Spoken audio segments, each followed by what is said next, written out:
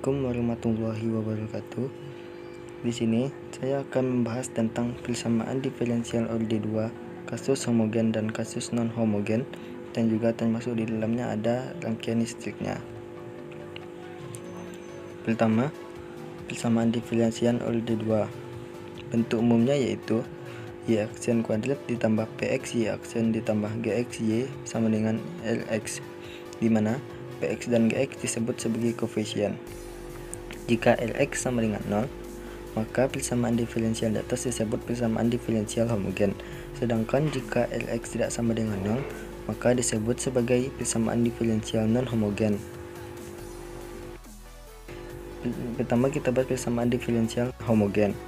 Persamaan diferensial biasa linear order 2 homogen dengan koefisien konstan memiliki bentuk umum Y aksen kuadrat ditambah A Y aksen ditambah BY sama dengan 0, di mana A dan B merupakan konstanta sebarang. Kemungkinannya ada 3 yang dapat dihasilkan dari persamaan diferensial homogen. Pertama, apabila L1 sama dengan L2, maka solusi umumnya yaitu Y sama dengan C1E L pangkat 1X ditambah C2E L pangkat 2X. Kedua, apabila L1 sama dengan L2, maka solusi umum yaitu Y sama dengan C1E pangkat LX ditambah C2E pangkat LX. Ketiga, apabila L1 sama dengan U tambah W1 dan L2 sama dengan U kurang W1, memiliki solusi umum Y sama dengan E pangkat UX dikali C cos WX ditambah C2 sin WX. Kemudian kita masuk ke dalam contoh soal. Contoh soalnya yaitu 4Y aksen kuadrat dikurang 12Y aksen ditambah 15Y sama dengan 0. Penyelesaiannya yaitu, pertama kita ubah bentuknya menjadi bentuk pemfaktoran biasa, yaitu menjadi 4M kuadrat dikurang 12M ditambah 5 sama dengan 0. Kemudian kita faktorkan menjadi 2M kurang 1 dikali 2M kurang 5 sama dengan 0. Kemudian kita dapatkan akar karakteristiknya yaitu M1 sama dengan setengah V dan M2 sama dengan 5/2. Di sini karena M1 tidak sama dengan M2, maka solusi umum persamaan diferensial tersebut adalah Y sama dengan C1E pangkat M1X ditambah C2E pangkat M2X sama dengan C1E pangkat setengah X ditambah C2E pangkat 5/2X. Jadi penyelesaian umum persamaan diferensial ini adalah Y sama dengan C1E pangkat setengah X ditambah C2E pangkat 5/2X. Selanjutnya kita masuk ke dalam persamaan diferensial non homogen. Bentuk umumnya yaitu Y aksen tambah PXY aksen tambah GXY sama dengan LX.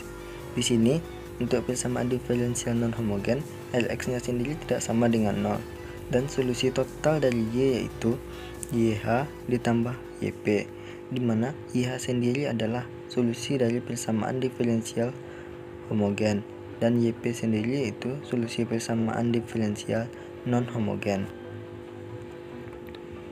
Kemudian kita masuk ke contoh soal. Contoh soalnya yaitu Y aksen kuadrat dikurang 2Y dikurang 3Y sama dengan 2E pangkat 4X. Di sini kita cari dulu YH-nya yaitu solusi persamaan diferensial homogen dengan memfaktorkan menjadi faktor biasa menjadi M kuadrat dikurang 2M dikurang 3 sama dengan 0, LX-nya sama dengan 0, dengan akar karakteristiknya yaitu setelah kita faktorkan didapatkan M sama dengan 3 dan M sama dengan min 1. Jadi solusi untuk persamaan diferensial homogennya yaitu YH sama dengan C1E pangkat 3X ditambah C2E pangkat min X. Di sini hasilnya begitu karena M1 tidak sama dengan M2. Kemudian kita untuk mencari persamaan diferensial non homogennya, kita misalkan YP sama dengan AE pangkat 4X merupakan solusi khususnya, sehingga Y aksen sama dengan 4AE pangkat 4X dan Y aksen kuadrat sama dengan 16AE pangkat 4X. Kemudian kita substitusikan ke persamaan diferensial dan kita peroleh 16ae pangkat 4x dikurang 2 dikali ae pangkat 4x dikurang 3ae pangkat 4x sama dengan 2e pangkat 4x. Dan kita peroleh hasilnya, yaitu setelah kita jumlahkan sesuai dengan variabelnya, sehingga diperoleh 5a e pangkat 4x sama dengan 2e pangkat 4x, sehingga kita peroleh a sama dengan 2/5. Berarti solusi khususnya adalah YP sama dengan YP sendiri, yaitu tadi solusi persamaan diferensial non homogen, yaitu 2/5 e pangkat 4x. Jadi solusi umum persamaan diferensial di atas adalah Y sama dengan YC tambah YP sama dengan C1e pangkat 3x ditambah C2e pangkat min x ditambah 2/5 e pangkat 4x.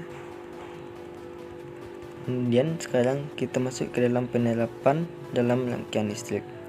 Dengan bentuk umumnya, L dikali d kuadrat Q per dt kuadrat ditambah R dikali dQ per dt ditambah 1/C dikali Q sama dengan E dikali T.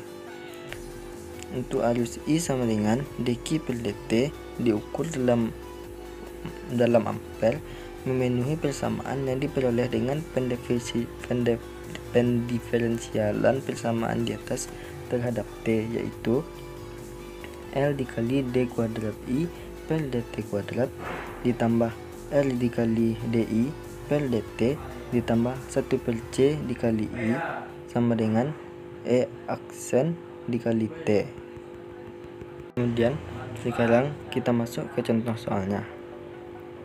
Contoh soalnya yaitu tentukan Q dalam rangkaian RLC, di mana L sendiri yaitu 2 ohm dan L sama dengan 0,1 Henry, C sama dengan 1 kali 10 pangkat min 1 farad, dan E sama dengan 12 volt dengan menggunakan metode persamaan diferensial.